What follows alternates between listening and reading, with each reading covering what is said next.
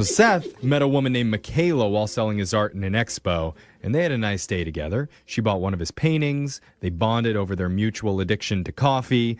He even showed her his $2,000 espresso machine back at his place. Dang. And there was an awkward moment at the end of the night where he tried to kiss her at her Uber, and she pulled back and ended up hitting her head on the car door. Ouch. God. Oh, But embarrassing. beyond that, he's not really sure what could have caused this date to You're leaving end poorly. something out. Yeah, he nonchalantly adds at the end that he ran into his ex-wife who Oh, right. he's only been divorced from for 5 minutes. Yeah. Or 5 months, months, whatever, but- same difference. Yeah.